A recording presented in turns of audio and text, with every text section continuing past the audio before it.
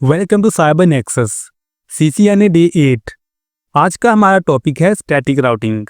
आज हम देखेंगे स्टैटिक राउटिंग क्या है और हमें इसकी ज़रूरत क्यों पड़ती है। स्टैटिक राउटिंग की हमें ज़रूरत तब पड़ती है जब हमें एक नेटवर्क से दूसरे नेटवर्क के अंदर कम्युनिकेशन करनी होती है, यानी कि एक नेटवर्क के अंदर हमारी डिवाइसेस आपस में कम्युनिकेशन कर सकती हैं, लेकिन हमारी एक नेटवर्क की डिवाइसेस दूसरे नेटवर्क की डिवाइसेस के साथ कम्युनिकेशन नहीं कर सकती। इसके लिए हमें स्टैटिक राउटिंग की ज़रूरत पड़ती है या फिर हमें राउटिंग प्रोटोकॉल्स का यूज़ करना पड़ता है। तो आज का हमारा टॉपिक है स्टैटिक राउटिंग। सो हम इसको मज़ीद ब्रीफली डिस्कस करते हैं और इसकी लैब परफॉर्म करेंगे ताकि हमें अच्छे से अंडरस्टैंडिंग हो। स्टैटिक राउटिंग कोई प्रोटोकॉल नहीं है, ये एक सिंपल मैनुअली प्रोसेस है जिसके अंदर हम राउट्स ऐड करते हैं राउटर के राउटिंग टेबल के अंदर। ये सारी कॉन्फ़िगरेशन एक फ़ाइल के अंदर स्टोर होती है। जब भी हमारी डिवाइस या राउटर रीस्टार्ट होता है, स्टार्टअप करता है, तो ये फाइल्स को लोड कर लेता है, यानी ये राउट्स को लोड कर लेता है, यानी कि ये डेस्टिनेशंस को लोड कर लेता है। ये तमाम राउट्स एक नेटवर्क एडमिनिस्ट्रेटर के थ्रू इंटर की जाती हैं जो राउटर्स को मैनेज करता है, कॉन्फ़िगर करता है। जो चेंजेस हम कर देते हैं, जो हम राउट्स ऐड कर देते हैं, वो चेंज नहीं होती जब तक कि हम उनको खुद ना चेंज करें। इसीलिए हम इसको कहते हैं स्टैटिक राउट्स। जब भी हमारे नेटवर्क के अंदर कोई डिवाइस यानी कि राउटर ऐड होता है, तब हमें दूसरे राउटर्स के अंदर इसका राउट ऐड करना पड़ता है। जब हम इसकी लैब परफॉर्म करेंगे तब हमें इसकी क्लियरली अंडरस्टैंडिंग हो जाएगी। अब हम बात करते हैं इसके बेनिफिट्स की। इसको यूज करते हुए CPU के ऊपर कोई भी, हमारे राउटर के CPU के ऊपर कोई ओवरलोड नहीं होता। इसका मतलब है कि हमें एक सस्ता राउटर काम दे सकता है, हमें एक्सपेंसिव राउटर खरीदने की ज़रूरत नहीं है, क्योंकि हमें सस्ता यानी चीपर राउटर हमें ये एक्सेस देता है कि हम डायनामिक राउटिंग कर सकें। इसके अंदर बैंडविड्थ का यूजेज नहीं होता, यानी राउटर्स के दरमियान बैंडविड्थ का यूजेज नहीं होता। इसका मतलब है कि हमें वैन लिंक के ऊपर अपनी मनी सेव कर सकते हैं। स्टैटिक राउटिंग हमें सिक्योरिटी प्रोवाइड करती है, क्योंकि तमाम राउट्स जो होते हैं वो एडमिनिस्ट्रेटर खुद चूज करता है और अलाउ करता है कि कौन से राउट्स को आने देना है नेटवर्क के अंदर और किन को नहीं। स्टैटिक राउटिंग के डिसएडवांटेजेस की बात करें तो एक नेटवर्क एडमिनिस्ट्रेटर को अच्छे से अंडरस्टैंडिंग होनी चाहिए नेटवर्क की कॉन्फ़िगरेशन की, यानी कि राउटर्स की कॉन्फ़िगरेशन की, और वो अंडरस्टैंड करें कि किस तरह से हम राउटर की कॉन्फ़िगरेशन कर सकते हैं और स्टैटिक राउटिंग को परफॉर्म कर सकते हैं, कॉन्फ़िगर कर सकते हैं। जब भी एक नेटवर्क के दरमियान, जब भी एक नेटवर्क के अंदर कोई राउटर या फिर कोई नेटवर्क ऐड किया जाता है तो एडमिनिस्ट्रेटर को इसके तमाम राउट्स ऐड करना पड़ते हैं। तो ये फिजिबल नहीं है लार्ज नेटवर्क्स के लिए जहां पर मेंटेनेंस होती है। अब हम अपनी लैब की तरफ आते हैं और सिस्को पैकेट ट्रेसर को ओपन करते हैं। यहाँ पर मैंने ऑलरेडी एक टोपोलॉजी बनाई हुई है। हम अपने राउटर्स के इंटरफेसेस को IP असाइन करेंगे, यानी बेसिक कम्युनिकेशन करवाएंगे, कॉन्फ़िगरेशन करेंगे, और मैंने यहाँ पर अपने डिवाइसेस यानी कि कंप्यूटर्स, क्लाइंट्स को मैंने IPs ऑलरेडी असाइन कर दिए हैं। अब हम अपनी स्टैटिक लैब परफॉर्म करेंगे, यानी अपनी डिवाइसेस के ऊपर स्टैटिक राउटिंग करेंगे। स्टैटिक राउटिंग करने के दो तरीके होते हैं, यानी कि इंटरफेस और IP दोनों के थ्रू हम अपनी स्टैटिक राउटिंग करेंगे। तो चलिए स्टार्ट करते हैं। राउटर A को सिलेक्ट करते हैं और इसके ऊपर दो इंटरफेसेस हैं, इंटरफेस सीरियल और इंटरफेस फास्ट ईथरनेट। तो हम दोनों को 1 बाय 1 कॉन्फ़िगर करते हैं, यानी कि IP असाइन करते हैं। इंटरफेस सीरियल 0/3/0, IP एड्रेस 1.0.0.1 255.0.0.0 इसका default subnet mask, encapsulation point to point protocol, bandwidth 1000, clock rate हम इसको असाइन कर रहे हैं 64,000 and no shut down exit. इसी तरह से इंटरफेस फास्ट ईथरनेट 0/0 को IP असाइन करते हैं, IP address 192.168 258.0.1, 255.255.255.0, no shutdown exit. Alright, यहाँ पर हमने अपने सीरियल और फास्ट ईथरनेट के ऊपर आईपी असाइन कर दिए हैं। इसी तरह से हम अपने राउटर बी के ऊपर आते हैं और दोनों इंटरफेसिस के ऊपर आईपीज असाइन करते हैं। Enable configure terminal interface serial 0/3/0 IP address 1.0.0.2 255.0.0.0 encapsulation point-to-point protocol bandwidth 1000 no shutdown exit। Alright, इसी तरह से interface fast ethernet 0/0 IP address 200.100.50.1 255.255.255.0 enter no shutdown exit. Alright, हमने अपने दोनों इंटरफेसिस के ऊपर आईपीज असाइन कर लिए हैं। मैं यहाँ पर अपनी टोपोलॉजी को कॉपी कर लेता हूँ ताकि हम एक टोपोलॉजी के ऊपर हम स्टैटिक राउटिंग करेंगे आईपी को यूज़ करते हुए, और इस टोपोलॉजी के ऊपर हम राउटिंग करेंगे यानी स्टैटिक राउटिंग करेंगे इंटरफेस को यूज़ करते हुए। सो यहाँ पर आते हैं और अब हम अपने राउटर ए के ऊपर आते हैं। यहाँ पर हम लिखते हैं स्टैटिक राउटिंग के लिए आईपी राउट यानी कि स्टैटिक राउट।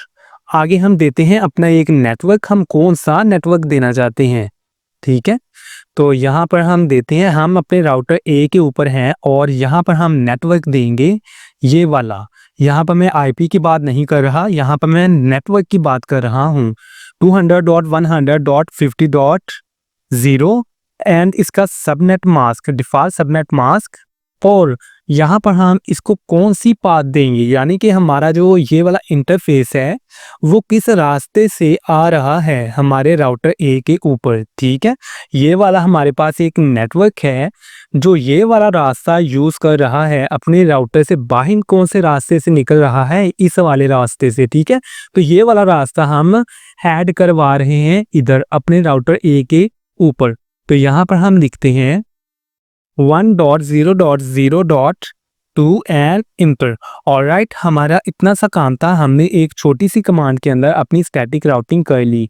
इसी तरह से राउटर बी के ऊपर आते हैं और यहाँ पर CLI के अंदर आईपी राउट, यहाँ पर हमारे पास नेटवर्क है ये वाला 192.168.0.0 डिफ़ॉल्ट सबनेट मास्क 255.255.255.0 और साथ में हम यहाँ पर इसको कौन सा आईपी जो है यानी कि हम असाइन करेंगे ये वाला, क्योंकि हम राउटर ए के ऊपर राउटिंग करवा रहे हैं किस नेटवर्क की, इस नेटवर्क की। ठीक है, और ये वाला नेटवर्क किस रास्ते से हमारे राउटर बी के पास आ रहा है, वो इस रास्ते से आ रहा है।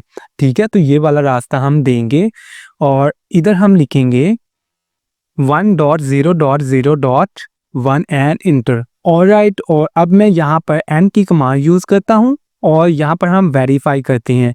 सबसे पहले मैं यहाँ पर लिखता हूँ शो आईपी इंटरफेस ब्रीफ। यहाँ पर हम इंटरफेसिस देख रहे हैं, तो यहाँ पर देखिए हमारे राउटर बी के ऊपर थे दो इंटरफेसिस, ए फास्ट इथरनेट जिसको मैंने ये वाला आईपी असाइन किया, सीरियल केबल यानी सीरियल इंटरफेस जिसको मैंने ये वाला आईपी असाइन किया। ऑलराइट, इसी तरह से अब मैं यहाँ पर लिखता हूँ शो आईपी राउट। ये वाली कमांड हम यूज़ करते हैं कि हम राउटिंग चेक कर सकें। तो यहाँ पर देखें मैंने जैसे ही कमांड यूज़ की, यहाँ पर मुझे एक स्टैटिक, यहाँ पर देखें स्टैटिक राउटिंग थी। यहाँ पर करेक्टर जो है वो हमें बता रहे हैं कि कौन सी हम यूज़ कर रहे हैं राउटिंग। ठीक है, सो एस का मतलब है स्टैटिक। तो यहाँ पर देखें हमें स्टैटिक राउटिंग देखने को मिल रही है। हमारा जो नेटवर्क है, हम राउटर बी के ऊपर हैं, तो हमारे पास इसके ऊपर एक एड्रेस है ये वाला। ठीक है, एक नेटवर्क का एड्रेस है और वो इस इंटरफेस के थ्रू आ रहा है। इसी तरह से हमारे राउटर ए के ऊपर इसका एड्रेस वो होगा। अब हम अपने राउटर ए के किसी भी पीसी से, किसी भी क्लाइंट से दूसरे नेटवर्क के क्लाइंट को पैकेट सेंड करते हैं। तो यहाँ पर मैंने पैकेट सेंड किया और देखें in progress, first time fail हो गया और सेकंड टाइम सक्सेसफुल हो गया, क्योंकि फर्स्ट टाइम ब्रॉडकास्ट होती है, इसको CLI के थ्रू यानी कि कमांड प्रॉम्प्ट के थ्रू चेक करते हैं। मैं यहाँ पर कमांड प्रॉम्प्ट के अंदर लिखता हूँ पिंग करो किसको, यहाँ से हम कोई भी IP सिलेक्ट करते हैं और यहाँ पर हम देखते हैं ये वाला 200.100.50.3 और इसको करो पैकेट सेंड। तो देखें यहाँ पर हमारे पैकेट जो है वो सेंड हो रहे हैं। फर्स्ट टाइम देखें उसने पैकेट जो है वो लॉस किया, क्योंकि फर्स्ट टाइम जब भी हमारे पैकेट जाते हैं उसमें से लॉस होता है, क्योंकि वो पाथ जो होता है वो देखता है कि हमारे पाथ जो है वो कौन सी है। वो पाथ को फाइंड करने के लिए हमारा पैकेट जो है वो लॉस्ट हो जाता है। हम इसको सिंपल अल्फाज के अंदर समझ सकते हैं। हमारे यहाँ पर 4 पैकेट जो हैं वो सेंड हुए, जिसमें से 3 रिसीव हुए और 1 लॉस्ट हो गया। इसी तरह से अगर मैं दोबारा से इसी को पिंग करूंगा तो हमारे चारों के चारों पैकेट जो हैं वो रिसीव हो जाएंगे और सेंड भी हो जाएंगे। देखिए हमारा पिंग हो रहा है और हमने क्या किया था, यहाँ पर सेंड कितने किए थे पैकेट्स 4 और रिसीव कितने हुए 4। इस तरह से हम स्टैटिक राउटिंग कर सकते हैं। सो यहाँ पर मैं आपको एक और चीज़ बताऊँ, हो सकता है कि यहाँ पर हमारे पास मुख्तलिफ नेटवर्क्स हों, यानी कि जिस तरह से हमारे पास ये वाला राउटर है और इसका नेटवर्क है, इसी तरह से इसका अपना एक नेटवर्क हो और ये भी इसके साथ कनेक्टेड हो और ये वाला जो है ये इसके साथ कनेक्टेड हो। ठीक है, तो हम फिर अगर स्टैटिक राउटिंग करवाना चाहते हैं तब हमें हर राउटर के ऊपर दूसरे का नेटवर्क जो है वो ऐड करना होगा। ठीक है ना, तो यहाँ पर हम इसको पहले सिंपल देखते हैं। देखें अगर ये हमारे पास एक है नेटवर्क, ठीक है ना, जिस तरह से ये है, ठीक है, ये एक हमारे पास राउटर C है, तो ये कनेक्टेड है इसके साथ, इसके पास यहाँ पर एक नेटवर्क है। ठीक है, हमने ये वाला नेटवर्क जो है इधर कम्युनिकेशन करवानी है इसकी, तो फिर हम क्या करेंगे, हम इस वाले नेटवर्क को ऐड करेंगे अपने राउटर A के ऊपर। ठीक है, यहाँ पर हम क्या करेंगे, यहाँ पर देखें हमने यहाँ पर क्या किया, IP राउट लिखा, हमने यहाँ पर लिखा स्टैटिक राउट करवा रहे हैं हम। फिर हम यहाँ पर नेटवर्क आगे दिया। ठीक है, हम यहाँ पर ये जो नेटवर्क देंगे, हम इस राउटर C का नेटवर्क दे देंगे। ठीक है, और ये वाला पाथ जो होगा वो हम यही देंगे, क्योंकि जितनी भी ट्रैफिक होगी वो इस इंटरफेस से होते हुए आएगी, क्योंकि हमारे राउटर A के साथ और तो कोई भी इंटरफेस, कोई भी केबल जो है वो यूज़ नहीं हो रही, उसके साथ अटैच नहीं है। ठीक है, अब हम अपनी डिवाइसेस के ऊपर स्टैटिक राउटिंग करते हैं इंटरफेस को यूज़ करते हुए। यहाँ पर अभी हमने देखा था कि हम जब इंटरफेस यानी कि हम स्टैटिक राउटिंग करते हैं तब हम क्या करते हैं, हम जो है अपने नेटवर्क के साथ पहला जो IP होता है जो राउटर से बाहर निकलता है हम वो यूज़ करते हैं। लेकिन जब हम इंटरफेसेस को यूज़ करते हैं फिर हम अपने नेटवर्क के ऊपर अपना जो ये वाला इंटरफेस या IP होता है वो हम यूज़ नहीं करते। ठीक है, इसके लिए फिर हम क्या करते हैं, तो हम इसको समझते हैं। राउटर A के ऊपर आते हैं और इनेबल कॉन्फ़िगर टर्मिनल IP राउट यहाँ पर हम करते हैं और यहाँ पर हम नेटवर्क देंगे।